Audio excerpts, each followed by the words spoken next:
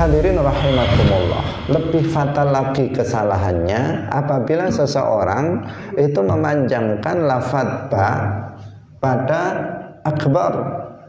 Nah, dia mengatakan Allahu Akbar. Nah, ini lebih fatal, kekeliruannya lebih fatal dan sangat membahayakan terhadap akidah orang yang membacanya. Ini banyak orang yang takbir misalnya, saking semangatnya. Sekarang kan lagi musim orang takbir bukan apa? Bukan waktu sholat saja. Kalau kita biasanya Allahu Akbar ketika sholat, atau ketika kita melihat sesuatu yang menakjubkan, kita juga bertakbir Allahu Akbar. Nah, misalnya seperti itu. Tapi sering sekarang di jalan-jalan dibaca takbir juga. Tapi sayangnya yang membaca takbir tidak berilmu, sehingga dia mengatakan Allahu Akbar, Allahu Akbar, Allahu Akbar. Dia mengatakan begitu. Gimana ini? Nah, ini semangat tapi salah. Semangat tapi salah. Ini bahaya ya. Nggak boleh dipanjangkan barnya, itu nggak boleh. Kalau mau takbir silahkan, bagus takbir itu. Kita tidak mencela takbir. Nah, takbir itu adalah kalimah thayyibah, yang kalimah zikir yang seharusnya kita perbanyak kapanpun dimanapun. Bahkan kita habis sholat kan membaca takbir. Bagi yang membaca maksudnya, bagi yang rajin wiritan itu kan ada subhanallah, subhanallah, ada Allahu Akbar, Allahu Akbar, ada zikir yang kita baca. Ya, sebagai bacaan zikir takbir itu baik dibaca di mana saja oleh kita. Tetapi itu tadi harus semua disertai dengan ilmu. Seperti yang kemarin kita sampaikan, semua butuh ilmu. Ada sebagian orang membaca seperti itu tadi. Dia mengatakan dipanjangkan Allahu Akbar, Allahu Akbar. Biar lebih mantap lagi dipanjangkan Allahu Akbar. Nah, seperti itu apa? Itu salah apa? Salah total, salah total. Dalam bahasa Arab perlu kita ketahui, dalam bahasa Arab akbar, lafadz akbar dengan ada alif setelah ba. Karena kalau dipanjangkan itu berarti nambah alif. Lafadz akbar dengan menambah alif setelah ba itu adalah jamak dari kata kabarun. Kabarun itu artinya adalah gendang yang besar.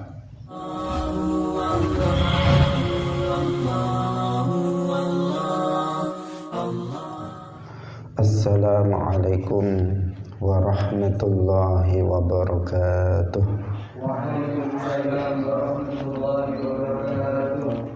Alhamdulillahi rabbil alamin. Lahu ni'matu wa lahul fadlu wa lahu thana'ul hasan. Wassalawatullahil barrir rahim wal malaikatil muqarrabin ala sayyidina wa maulana Muhammadin wa ala alihi wa ashabihi tayyibin at-tahirin. Allahumma la sahla illa ma ja'altahu sahla wa anta taj'alul hazna idza syi'ta sahla.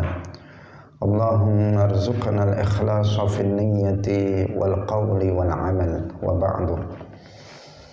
Ila nabiyil Mustafa sallallahu alaihi wasallam wa ikhwanihi minal anbiya'i wal mursalin wasyuhada'i was salihin, khususan ila sultanil awliya Syekh Abdul Qadir Al-Jilani wa Syekh Ahmad Ar-Rifai wa Syekh Baha'iddin An-Naqsyabandi wa Syekhina Abdullah Al-Harari wa ila muallif hadzal kitab Al-Qadhi Abi Syuja' wa ila arwahi muassisi Jam'iyyati Nahdlatul Ulama Asy-Syaikh Muhammad Hashim Asy'ari wa Syekh Bisri Samsuri wa Syekh Abdul Wahhab Hasbullah wa ila arwahi jami'i ahli al-qubur minal muslimin wal muslimat wal mu'minin wal mu'minat min masyariqil ardi ila magharibiha, khususan ila arwahi abaina wa ummahatina wa ajdadina wa jaddatina wa masyayikhina wa masyayikhi masyayikhina.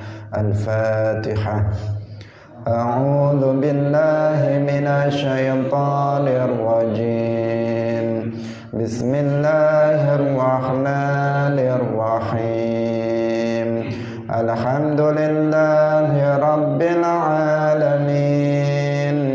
Ar-Rahmanir Rahim. Maliki yaumiddin. Iyyaka na'budu wa iyyaka nasta'in. Ihdinas siratal mustaqim. Siratal ladzina an'amta 'alaihim ghairil maghdubi 'alaihim waladdallin. Amin. Mari kita baca.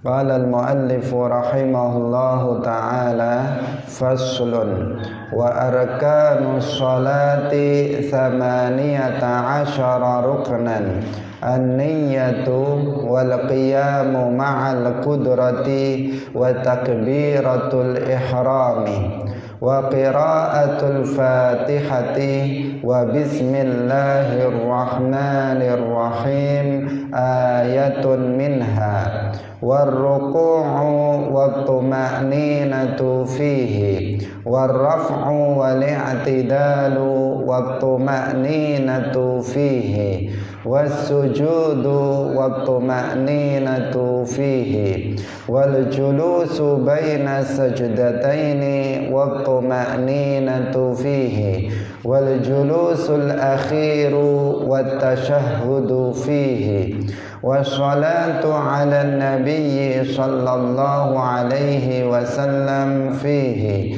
wattaslimatul ula wa niyyatul khuruji minas salati wa tartibul arkani ala ma dzakarnahu.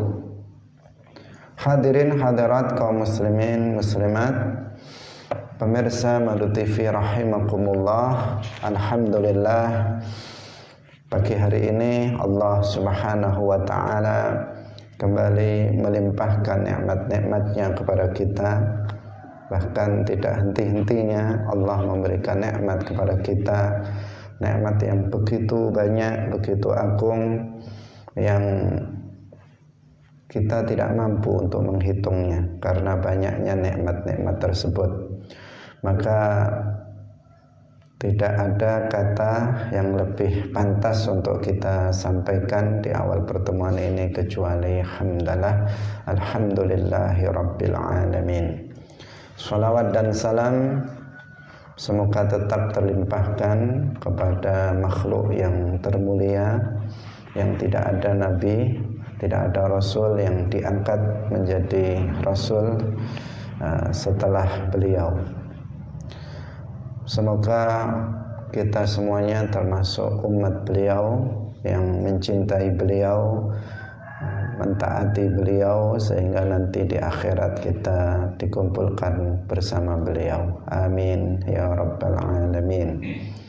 Hadirin hadirat kaum muslimin muslimat, pemirsa rahimakumullah, mari kita mengikhlaskan niat kita lillahi ta'ala, karena hanya dengan niat yang ikhlas kita di dalam belajar, maka amal yang kita lakukan diterima oleh Allah Subhanahu wa ta'ala.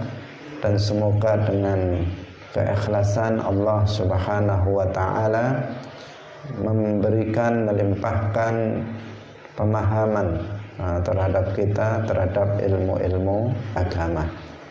Hadirin hadirat rahimakumullah, hari ini kita melanjutkan pembahasan masih seputar rukun-rukun sholat. Qala al-muallif rahimahullahu ta'ala wa qira'atul fatihati lan maca Fatihah wa bismillahirrahmanirrahim lan bismillahirrahmanirrahim iku ayat suci minha sangking al-Fatihah. Hadirin rahimakumullah, telah kita jelaskan sebelumnya bahwa al-muallif al-qadhi Abu Syuja' menuturkan dalam kitab ini Matan Abi Syuja' bahwa rukun sholat itu ada 18. Yang sudah kita jelaskan, yang pertama adalah niat, dan yang kedua adalah berdiri bagi orang yang mampu. Nah, dan yang ketiga yang sekarang akan kita jelaskan adalah takbiratul ihram. Takbiratul ihram itu dengan mengatakan Allahu Akbar. Nah, Allahu Akbar itu takbiratul ihram. Nah, takbiratul ihram lafadznya hanya ini, hanya Allahu Akbar, dan tidak ada lafadz selain itu. Artinya tidak bisa diganti dengan lafadz yang lain meskipun maknanya itu sama. Misalnya di antara nama Allah itu Ar-Rahman, sama Allah itu nama khusus bagi Allah. Ar-Rahman itu juga nama yang khusus untuk Allah.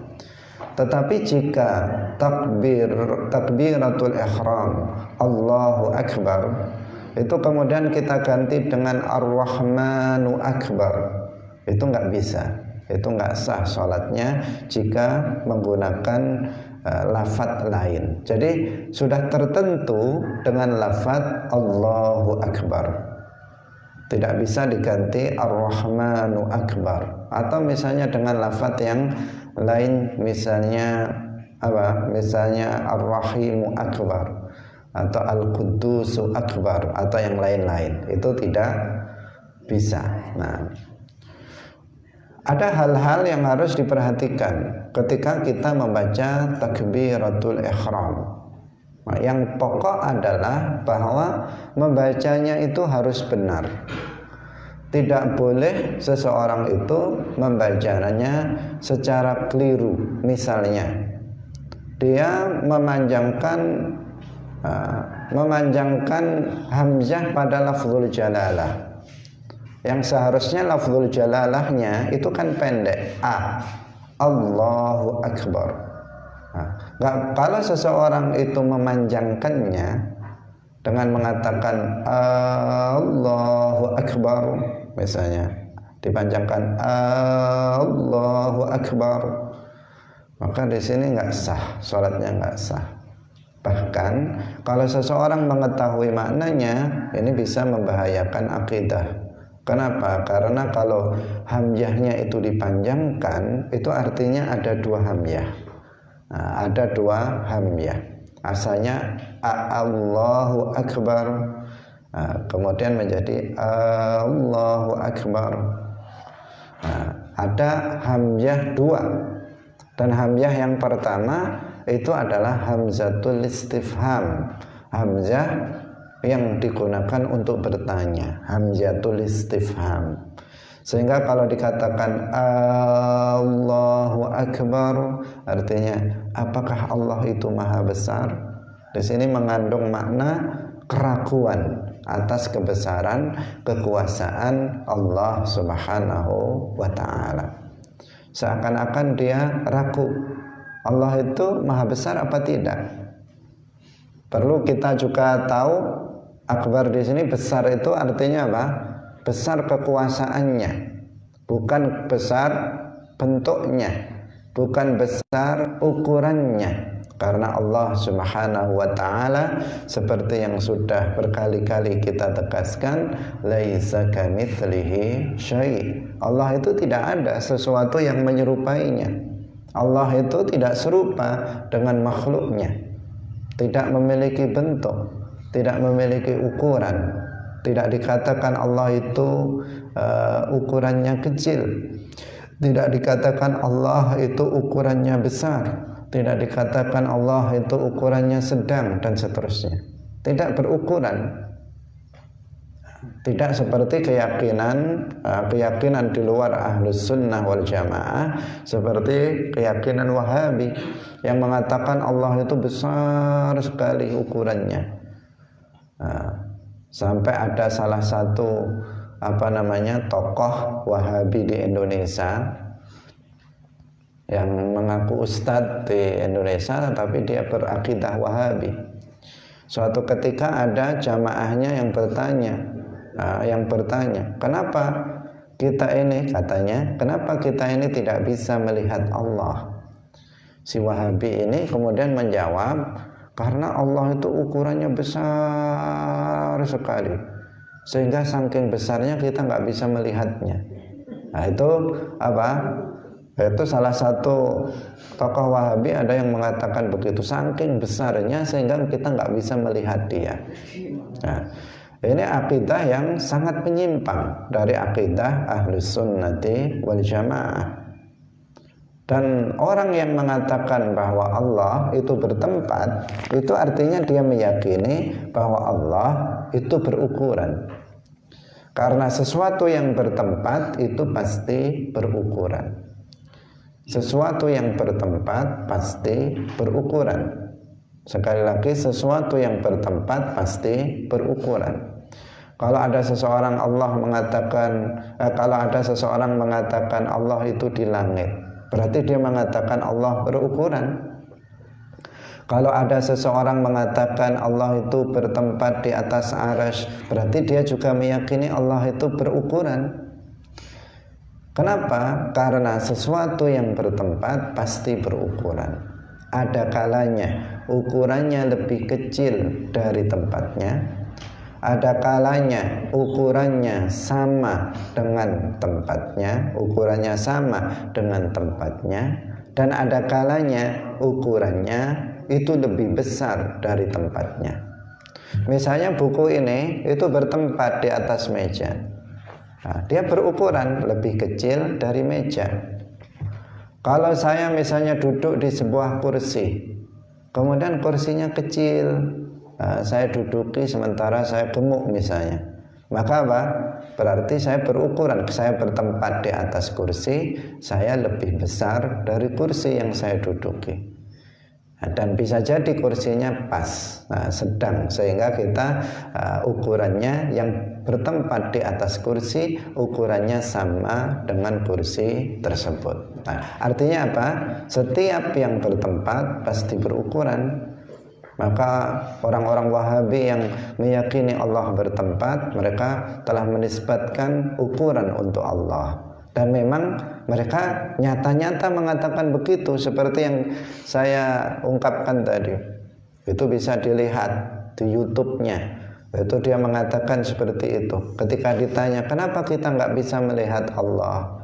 Kata Wahabi ini mengatakan, karena Allah itu ukurannya besar sekali, saking besarnya kita nggak bisa melihatnya. Ini akidah yang nggak pernah dikatakan oleh para ulama sama sekali. Tidak ada dalam hadis, tidak ada dalam Al-Quran, tidak ada dalam perkataan ulama salaf, bahkan nggak ada dalam perkataan ulama khalaf. Hanya dia satu-satunya yang mengatakan akidah yang rusak tersebut. Jadi ketika kita membaca takbiratul ihram, Allahu Akbar, Allah itu maha besar kekuasaannya. Tidak ada yang melebihi kekuasaan Allah Subhanahu wa ta'ala. Di dunia ini ada yang memiliki kekuasaan, Allah yang memberikannya kepada makhluk itu. Misalnya seorang presiden, Allah memberikan kekuasaan kepadanya. Seorang raja, Allah memberikan kekuasaan kepadanya. Kekuasaan mereka adalah Allah Subhanahu wa ta'ala yang mempermilikkannya kepada manusia itu. Dan kekuasaannya kekuasaannya tidak besar. Ada yang kekuasaannya cuman satu kampung, ada yang kekuasaannya cuman satu kabupaten, satu provinsi, satu negara. Mungkin ada yang sampai dulu seperti Nabi Sulaiman atau raja-raja Fir'aun dan sebagainya, kekuasaannya lebih besar, tapi Allahu Akbar, Allah kekuasaannya lebih besar dari kekuasaan orang-orang yang berkuasa. Karena Allah Subhanahu wa ta'ala Rabbul Alamin, Allah adalah pemilik alam semesta ini, bukan hanya bumi tetapi seluruh alam semesta. Segala sesuatu Allah yang menciptakannya, maka Allah yang memilikinya, maka kekuasaan Allah lebih besar dari semua makhluk yang memiliki kekuasaan. Karena kekuasaan makhluk pun pada hakikatnya adalah di bawah kekuasaan Allah Subhanahu wa ta'ala, dan Allah yang memberikannya kepada makhluk. Hadirin hadirat rahimakumullah. Jadi jangan sampai salah paham, karena ada sebagian orang salah paham ketika dia takbiratul ihram. Ketika dia takbiratul ihram, biar khusyuk, kemudian dia menghayati maknanya, kemudian dihayati Allahu Akbar, dihayati dalam pikirannya, Allah besar bentuknya, ukurannya. Seakan-akan dia menghayati maknanya, ternyata dia malah menyerupakan Allah dengan makhluknya. Bukan khusyuk itu, karena apa yang ada dalam hatinya justru mencela Allah Subhanahu wa ta'ala. Padahal khusyuk itu artinya menghadirkan pengagungan kepada Allah, bukan mencela Allah. Kalau dia membayangkan Allah, dia memiliki bentuk, memiliki ukuran, itu namanya mencela Allah, bukan mengagungkan Allah Subhanahu wa ta'ala. Karena itu ini penting untuk diingatkan ketika kita membaca takbiratul ihram, Allahu Akbar, artinya Allah Maha Besar kekuasaannya, lebih besar kekuasaan Allah dari kekuasaan makhluk, yang pada hakikatnya kekuasaan makhluk itu bersifat sementara. Nggak ada kekuasaan dari manusia yang langgeng. Sekuat apapun raja itu, pada akhirnya kekuasaannya akan diambil oleh Allah Subhanahu wa ta'ala.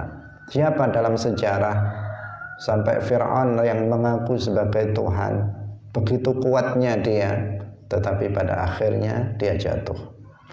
Siapa lagi Raja Dzulqarnain, Nabi Sulaiman, Nabi Daud, yang memiliki kekuasaan yang begitu besar, tetapi pada akhirnya mereka juga turun dari atau meninggalkan kekuasaannya. Allah Subhanahu wa ta'ala zat yang paling berkuasa atas segala sesuatu, dan kekuasaannya sempurna. Hadirin hadirat kaum muslimin rahimakumullah. Jadi nggak boleh seseorang kemudian menambahkan hamzah di depan takbiratul ihram sehingga memanjangkan hamzahnya menjadi dia menjadi mengatakan Allahu Akbar. Mau dikhusuk-khusukkan biar terlihat nikmat suaranya. Jadi suaranya biar terlihat merdu, kemudian dia mengatakan Allahu Akbar misalnya. Memang terlihat enak bagi telinga yang bodoh, orang bodoh. Telinga orang bodoh enak sekali, tapi telinga orang yang paham ini mengganggu sekali suara kayak begini. Kenapa? Karena di situ terselip seakan ada keraguan bagi orang yang mengucapkannya terhadap kebesaran kekuasaan Allah Subhanahu wa ta'ala. Hadirin hadirat kaum muslimin rahimakumullah. Perhatian yang kedua, yang pertama jangan sampai dibaca panjang hamzah dalam lafzul jalalah Allah, jangan dibaca panjang. Yang kedua, jangan menambah wawu di antara dua kata itu, antara lafaz Allah dan akbar, jangan ditambah wawu. Misalnya dia mengatakan Allahu Akbar, misalnya Allah, dia mengatakan Allahu Akbar. Nah, itu kalau Allahu Akbar kan mubtada khabar, itu jadi Allahu, kalau dia mengatakan Allahu Akbar, ini menjadi gimana? Nggak ada nganunya, nggak ada, bukan jumlah kata-kata. Dia mengatakan kalau dia mengatakan Allahu Akbar, artinya dia mengatakan Allah dan yang lebih besar. Maka itu apa? Nggak sah. Kalau ada orang sholat seperti itu nggak sah. Tapi kita jarang mendengar orang mengatakan seperti itu. Yang sering kita mendengar itu hamzah dalam lafadz akbar itu diganti wawu. Itu sering sekali saya mendengar orang awam atau anak kecil atau orang nggak pernah belajar, kemudian dia membacanya hamzah pada lafadz akbar itu diganti dengan wawu. Dia mengatakan Allahu Akbar. Hilang amanah, a-nya hilang. Dia mengatakan apa? Allahu Akbar. Jadi wakbar. Jadi kan berarti hilang hamzahnya pada lafadz akbar. Dan ini banyak sekali yang membaca seperti itu. Kenapa? Karena dia nggak pernah belajar. Dia sholat, tetapi dia hanya ikut-ikutan. Dia dengar karena telinganya kurang baik mungkin, atau ya jarang-jarang mendengarkan lafadz Arab, sehingga apa? Sehingga ketika imam mengatakan Allahu Akbar, telinga dia dengarnya Allahu Akbar, sehingga dia menirukannya dengan mengatakan Allahu Akbar. Nah, itu nggak sah. Nah, kalau takbiratul ihramnya seperti itu, maka tidak sah. Hati-hati, nah, jangan sampai keliru. Membacanya adalah Allahu Akbar. Allahu Akbar. Hadirin rahimakumullah, lebih fatal lagi kesalahannya apabila seseorang itu memanjangkan lafadz ba pada akbar. Nah, dia mengatakan Allahu Akbar. Nah, ini lebih fatal, kekeliruannya lebih fatal dan sangat membahayakan terhadap akidah orang yang membacanya. Ini banyak orang yang takbir misalnya, saking semangatnya. Sekarang kan lagi musim orang takbir, bukan waktu sholat saja. Kalau kita biasanya Allahu Akbar ketika sholat, atau ketika kita melihat sesuatu yang menakjubkan, kita juga bertakbir Allahu Akbar. Nah, misalnya seperti itu. Tapi sering sekarang di jalan-jalan dibaca takbir juga. Tapi sayangnya yang membaca takbir tidak berilmu, sehingga dia mengatakan Allahu Akbar, Allahu Akbar, Allahu Akbar. Dia mengatakan begitu. Gimana ini? Nah, ini semangat tapi salah. Semangat tapi salah. Ini bahaya ya. Nggak boleh dipanjangkan barnya, itu nggak boleh. Kalau mau takbir silahkan, bagus takbir itu, kita tidak mencela takbir. Nah, takbir itu adalah kalimah thayyibah, yang kalimah zikir yang seharusnya kita perbanyak kapanpun dimanapun. Bahkan kita habis sholat kan membaca takbir. Bagi yang membaca maksudnya, bagi yang rajin wiritan itu kan ada subhanallah, subhanallah, ada Allahu Akbar, Allahu Akbar, ada zikir yang kita baca. Ya, sebagai bacaan zikir takbir itu baik dibaca di mana saja oleh kita. Tetapi itu tadi harus semua disertai dengan ilmu. Seperti yang kemarin kita sampaikan, semua butuh ilmu. Ada sebagian orang membaca seperti itu tadi. Dia mengatakan dipanjangkan Allahu Akbar, Allahu Akbar. Biar lebih mantap lagi dipanjangkan Allahu Akbar. Nah, seperti itu apa? Itu salah.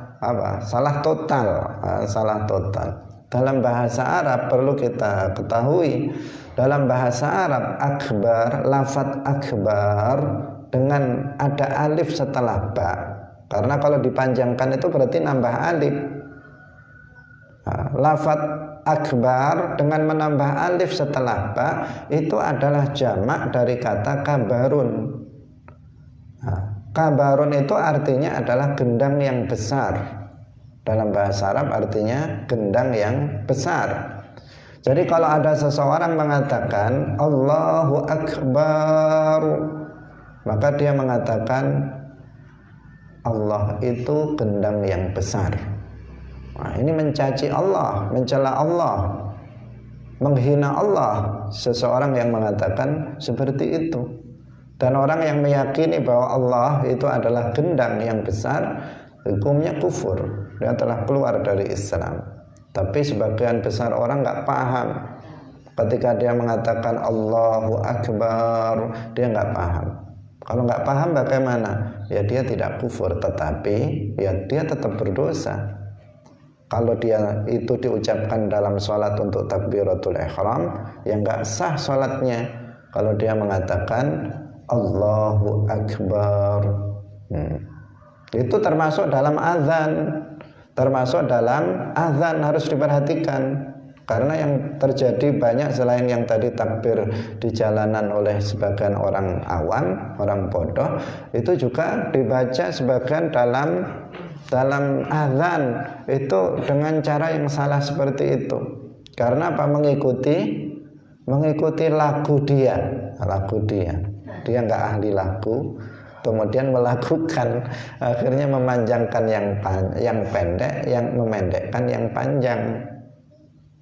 Nah, orang yang ahli lagu itu akan paham bagaimana dia dalam membaca sholawat biar dilakukan dengan enak, tanpa lagunya tetap enak, tanpa merubah lafaz. Itu bisa. Tapi sebagian orang kan dia nggak memahami itu. Yang penting lagu menganggap kalau sesuatu itu dilakukan maka semuanya serba boleh. Padahal melakukan itu bukan tidak diwajibkan. Yang wajib itu harus membacanya dengan benar, takbir ini. Sebagian ketika dia azan dia mengatakan Allahu Akbar, Allahu Akbar, baru misalnya dipanjangkan, dia membaca seperti itu. Nah ini apa? Nah ini bahaya ini, dia mengatakan seperti itu, nggak boleh. Nah, semestinya apa?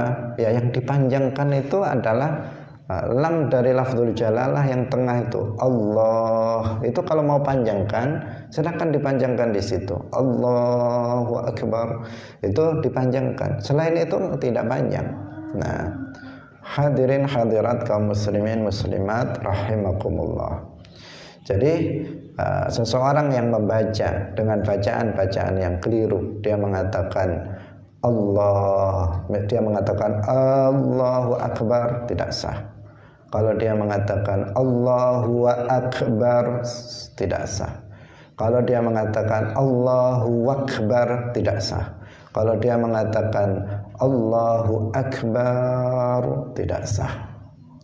Nah, jadi kalau seseorang itu misalnya tadi itu kemarin kita bahas tentang niat harus di dalam hati bersamaan dengan takbiratul ihram. Sebagian orang karena biar niatnya bersamaan dengan takbiratul ihram, maka takbirnya dibaca panjang. Nah, dibaca panjang karena hatinya masih niat.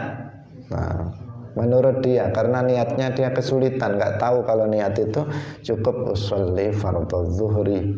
Nah, sehingga dia baca keseluruhan usolli fardhu zuhri arba'a raka'atin mustaqbilal qiblat, pelan-pelan lagi bacanya di dalam hati karena dia tidak paham. Nah, kemudian apa? Dia mengatakan dipanjangkan takbirnya. Dia mengatakan Allahu Akbar. Nah, dipaskan. Akhirnya apa? Akhirnya malah salah. Lafadznya malah salah, dipanjangkan. Atau ada yang tadi itu dipanjangkan alifnya. Dipanjangkan alifnya, alasannya juga itu untuk memantapkan niatnya itu. Dia mengatakan Allahu Akbar. Itu juga keliru. Jadi kalau mau memanjangkan di Allahnya, di lafzul jalalah yang kedua, dia mengatakan Allahu Akbar. Itu baru bisa. Tetapi kalau dia panjangkan di tempat yang harusnya pendek, ini yang menjadikan tidak sah takbiratul ihramnya. Dan kalau takbiratul ihramnya tidak sah, maka sholatnya juga tidak sah, karena takbiratul ihram adalah salah satu rukun dari rukun sholat. Jadi niat kemarin sudah kita jelaskan, nggak perlu seperti itu. Niat itu dalam hati itu ucapannya sekejap saja, tidak dia memerlukan waktu yang lama. Perkataan hati kalau kita sedang membatin sesuatu kan begitu saja, tidak perlu seperti kita mengucapkan kata-kata dengan lisan.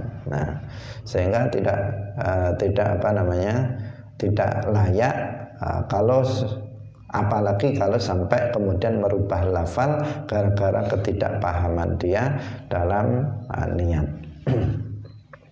Hadirin hadirat kaum muslimin muslimat, pemirsa Madu TV rahimakumullah. Yang berikutnya adalah wa qiraatul Fatihati wa bismillahirrahmanirrahim ayatun minha. Membaca Al-Fatihah dan bismillahirrahmanirrahim adalah ayat dari Al-Fatihah. Ini penegasan dari Al-Qadhi Abu Syuja tentang basmalah, bahwa lafaz bismillahirrahmanirrahim itu adalah ayat dari surat Al-Fatihah. Ayat yang pertama dari surat Al-Fatihah. Artinya apa? Jika seseorang tidak membaca bismillahirrahmanirrahim dalam membaca Al-Fatihah, berarti Fatihahnya kurang. Kalau Fatihahnya itu kurang, berarti enggak sah. Fatihahnya juga enggak sah sholatnya. Karena itu membaca bismillahirrahmanirrahim dalam mazhab Syafi'i itu adalah wajib dalam membaca suratul Fatihah, tidak bisa untuk ditinggalkan. Membaca Al-Fatihah bisa dengan hafalan. Kita memang sudah hafal suratul Fatihah. Rata-rata kita umat Islam hafal suratul Fatihah. Tetapi jika seseorang misalnya nggak bisa membaca suratul Fatihah karena baru saja masuk Islam misalnya, atau karena sangat bodohnya, maka dia bisa membacanya pada mushaf. Dia bisa membacanya pada mushaf. Misalnya ditulis di papan tulis, ditaruh di depannya waktu sholat. Dia sambil membaca Al-Fatihah. Kalau memang nggak hafal, maka ya boleh saja dia dengan cara membaca. Atau misalnya dituntun oleh orang di dekatnya, saya nggak bisa baca, tuntun saya kan sholat wajib. Dia sudah balik, dia mukallaf, dia wajib untuk melaksanakan sholat. Sementara dia nggak bisa membaca suratul Fatihah, membaca tulisan juga nggak tahu, membaca tulisan juga tidak tahu, tulisan Arab nggak tahu, dari kecil nggak pernah ngaji, baru saja masuk Islam misalnya, dia nggak bisa membaca Arab, dia juga belum hafal. Bagaimana? Bisa dituntun oleh orang di dekatnya. Udah kamu sholat, nanti ikuti saya. Bismillahirrahmanirrahim. Dia kemudian membacanya. Alhamdulillahirrabbilalamin. Dia mengikutinya. Dituntun oleh orang di dekatnya yang tidak sholat. Itu juga boleh. Artinya sah. Hadirin hadirat rahimakumullah. Dalam membaca suratul Fatihah ada hal-hal yang harus diperhatikan. Dulu sudah pernah kita sampaikan dalam pengajian Sulamut Taufiq, tetapi ini perlu untuk diulang-ulang. Ada beberapa hal yang harus diperhatikan dalam membaca suratul Fatihah. Yang pertama, seseorang harus memperhatikan tasydid yang ada dalam suratul Fatihah, yang jumlahnya ada berapa? Ada 14 tasydid dalam suratul Fatihah. Enggak boleh yang ada tasydidnya itu dibaca ringan tanpa tasydid, itu enggak boleh. Kalau itu dilakukan satu tasydid dari 14 tasydid itu ditinggalkan, maka enggak sah Fatihahnya. Ini perlu sekali ditekankan karena banyak sekali kita mendengar orang membaca suratul Fatihah ada yang membuang tasydid. Nah, tasydidnya ada berapa? Ada 14. Bismillah sudah satu. Ar-Rahim, Ar-Rahman, Ar-Rahim sudah 3 dalam basmalah saja. Nah, itu harus dibaca Rabbil Alamin, tidak boleh dibaca Rabbil Alamin. Kita sering mendengar orang membaca, imam lagi, nah, dia sebagai imam karena saking hafalnya, membaca Fatihah, nah, sudah ngelentek membaca Fatihahnya setiap hari sehingga salah. Nah, bukan saking lanyahnya kemudian benar, tapi saking lanyahnya lanyah yang salah. Nah, dia mengatakan Bismillahirrahmanirrahim, Alhamdulillahirabbil alamin, itu hilang semua tasydidnya itu. Nah, biasanya dia mengatakan harusnya Rabbil alamin, dia membaca Rabbil alamin. Harusnya Bismillah, dia mengatakan Bismillah. Harusnya Hir-Rahman, dia membaca Hir-Rahman, dan seterusnya. Harusnya Maliki Yaumiddin, dia mengatakan Maliki Yaumiddin, dan seterusnya. Banyak sekali itu orang membaca seperti itu. Bagaimana orang yang membaca dengan cara seperti itu? Nggak sah Fatihahnya. Nah, 14 tasydid dalam suratul Fatihah, silakan nanti dilihat dalam mushaf ada 14 tasydid, semuanya harus dibaca. Semua dibaca. Nah, tasydid itu penting di situ. Kalau ada orang meninggalkan satu tasydid saja, artinya dia mengurangi satu huruf dalam Al-Quran. Nah, karena itulah maka ini harus diperhatikan. Yang pertama, tasydid jangan ditinggalkan. Bismillahirrahmanirrahim. Itu harus pas tasydidnya. Nggak boleh tidak dibaca. Ini yang pertama. Jadi kalau ada seseorang yang menggugurkan satu tasydid saja tidak dibaca dalam suratul Fatihah, berarti tasydidnya hanya 13 misalnya, maka tidak sah. Kemudian huruf-hurufnya juga harus dibaca seluruhnya. Huruf-huruf Al-Quran harus dibaca seluruhnya. Satu huruf saja misalnya dalam Fatihah itu ditinggalkan, maka Fatihahnya tidak sah. Ya, seperti tadi, kalau tasydid itu tadi tidak dibaca, berarti dia menggugurkan satu huruf karena itu adalah huruf yang double. Hadirin hadirat kaum muslimin rahimakumullah. Kemudian seseorang dalam membaca suratul Fatihah itu juga harus memperhatikan makharijul huruf. Makharijul huruf, yaitu tempat keluarnya hurufnya itu harus pas.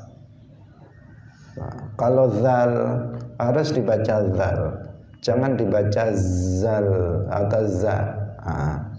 Seperti sebagian orang membaca shiratal ladzina, dibaca shiratal ladzina, ladzina, dia membaca seperti itu. Apa namanya?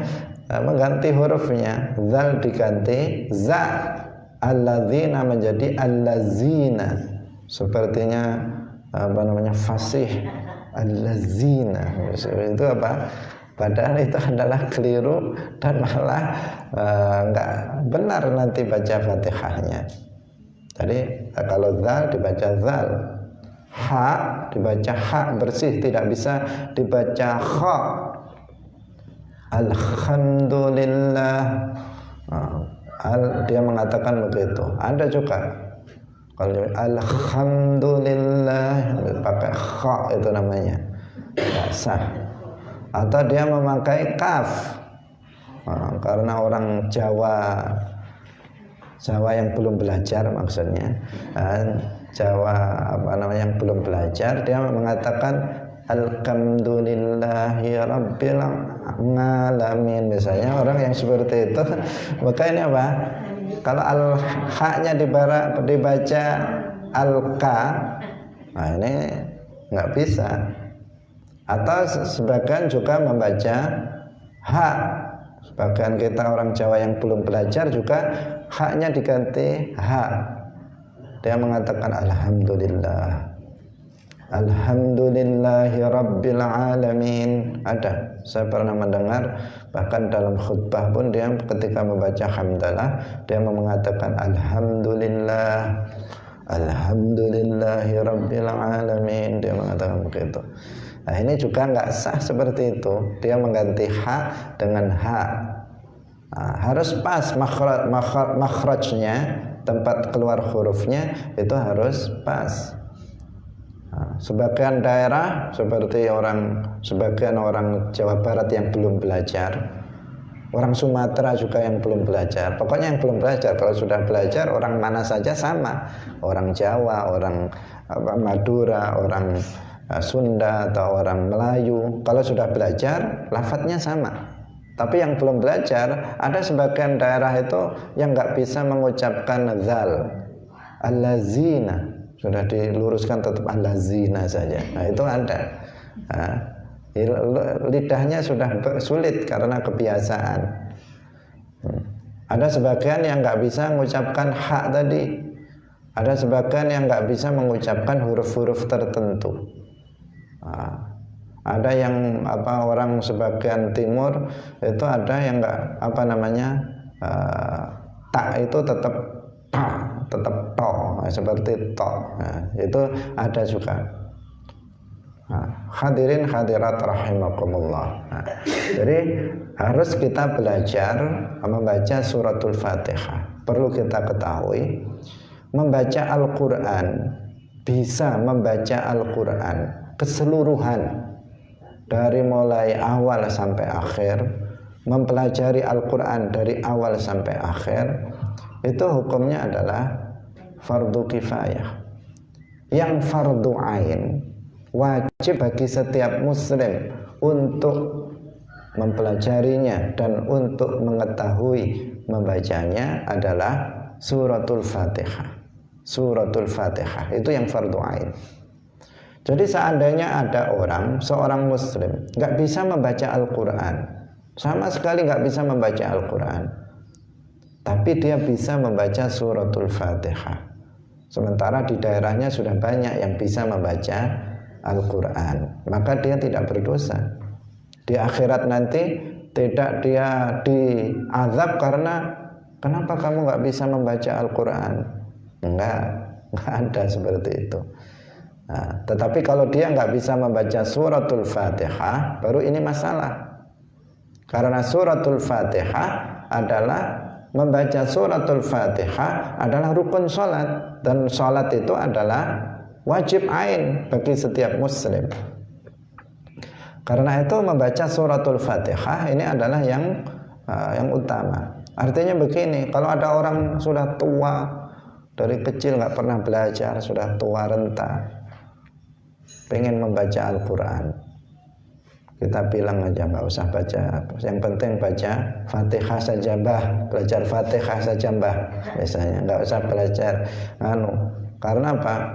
Ini sudah telat, ini sudah banyak yang harus dipelajari, nanti konsentrasi baca a, ba, ta, kelamaan keburu mati nanti. Sementara dia belum bisa taharah, belum bisa sholat, belum bisa, udah Fatihahnya saja dipelajari. Nah, udah fokus Fatihah. Habis itu taharah, wudunya, sholatnya. Nah, nggak bisa baca surat Al-Baqarah, nggak apa-apa mbah. Misalnya. Kenapa? Sudah tua. Sementara dia baru belajar, belum bisa yang lainnya. Sholat belum bisa, wudhu belum bisa. Jadi yang diprioritaskan apa? Yang fardu ain. Yang fardu ain yang diprioritaskan, yang diutamakan itu yang fardu ain.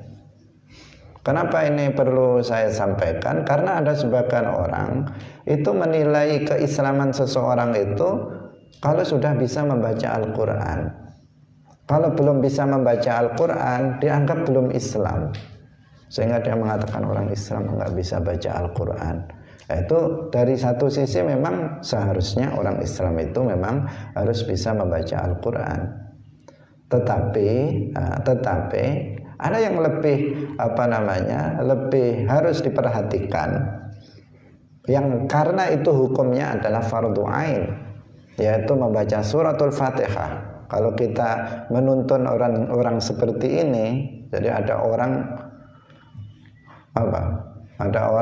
istilahnya orang sekarang hijrah, hijrah dari dunia gelap menuju dunia terang, dari non muslim menjadi seorang muslim, atau dulunya dari kecil menjadi orang gak jelas menjadi orang jelas misalnya.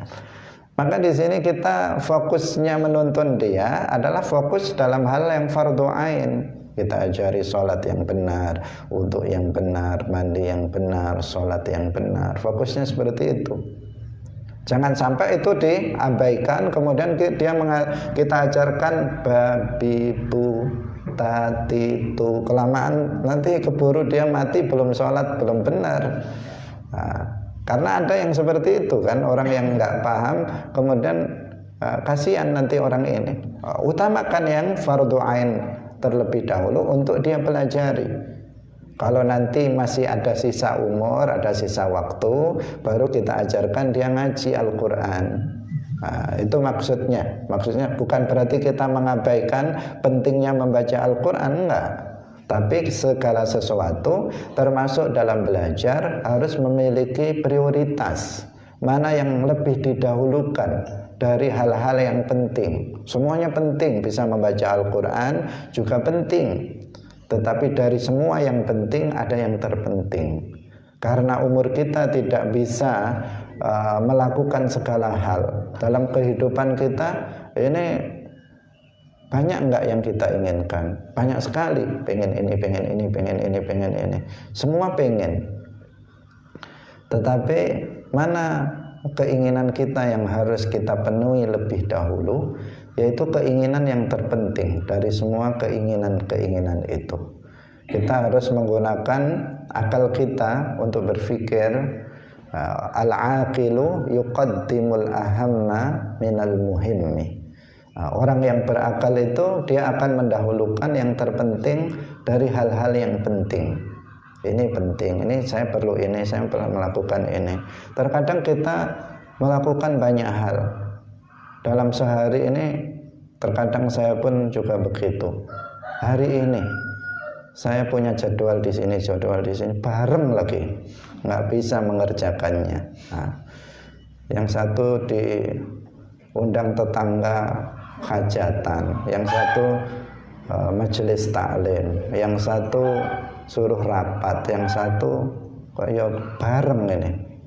Apakah kita bisa melakukan semuanya? Nggak bisa. Kecuali kalau saya bisa menjadi 5 misalnya, kemudian saya suruh yang satu ke sana. Sebagian wali kan ada yang punya karomah seperti itu. Punya karomah bisa dibagi-bagi. Kamu yang ke sana ke Duren, kamu yang ke sana misalnya. Kalau seperti itu bisa. Masalahnya nggak bisa. Nggak bisa. Karena nggak bisa, maka ya kita harus memprioritaskan mana yang terpenting dari semua kegiatan ini, mana yang terpenting. Itu yang saya lakukan. Yang lain ya saya nggak bisa membagi diri kita, sehingga orang yang berakal dia mendahulukan yang paling penting dari sekian hal yang penting untuk dia lakukan dalam waktu yang sama. Di dunia ini waktunya singkat sekali. Kita ingin menguasai semua ilmu. Saya pengen belajar bahasa Arab, saya pengen nahwu, saya pengen sorof, saya pengen usul fikih, saya ingin tafsir, saya ingin ulumul Quran, saya ingin ilmu waris, saya ingin ilmu ini. Wah, banyak sekali pengennya dia menguasai. Tetapi apakah umur kita cukup untuk mempelajari semua itu? Nggak tahu kita umur kita seberapa panjang masalahnya. Maka bagi orang yang berakal, utamakan mana ilmu yang fardu ain. Oh, ini yang fardu ain, pelajari dulu. Yang fardu kifayah agak belakang sedikit. Setelah selesai fardu ain, baru yang fardu kifayah. Nah, itu seperti itu. Sama dengan kalau kita kita makan, di depan kita lauknya kok enak semua. Lauknya enak semua, gimana ini cara makannya ini? Misalnya sate ada, rawon ada, misalnya apalagi. Meskipun ini bagi umumnya orang, karena bagi saya nggak enak itu. Jadi misalnya di situ ada baksonya, ada macam-macam. Saya nggak hafal nama-nama makanan karena nggak biasa makan makanan yang bermacam-macam. Jadi misalnya di depan itu ada berbagai macam jenis makanan. Semuanya menurut dia enak semua, lezat semua. Pengennya dalam hati ini saya makan semua. Nah, tetapi apakah perut kita cukup untuk memakan seluruhnya? Tidak cukup. Nah, maka bagi orang yang berakal, dia akan mendahulukan apa? Dia akan mendahulukan yang paling enak dari makanan-makanan yang enak. Semua enak, tetapi mana yang paling enak? Dahulukan yang paling enak. Misalnya yang paling enak sambal terong, maka dulukan itu misalnya. Jadi ini apa? Ini penting. Karena kalau enggak terjadi penyesalan di belakang. Terjadi penyesalan setelah dia makan yang ini, wah yang enggak enak dulu aja. Nanti yang enak pamungkas. Untuk pamungkas, penutup. Ternyata begitu dia sudah kekenyangan, apakah sesuatu yang enak menjadi enak jika dia sudah kekenyangan? Sudah enggak bisa masuk lagi. Nah, karena itu utamakan yang paling enak. Nanti kalau terakhir nggak muat yang enak yang lain, nggak masalah, karena yang paling enak sudah termakan oleh kita. Begitu juga dalam kehidupan kita ini, dalam beramal kita harus punya prioritas yang paling utama mana yang harus kita lakukan.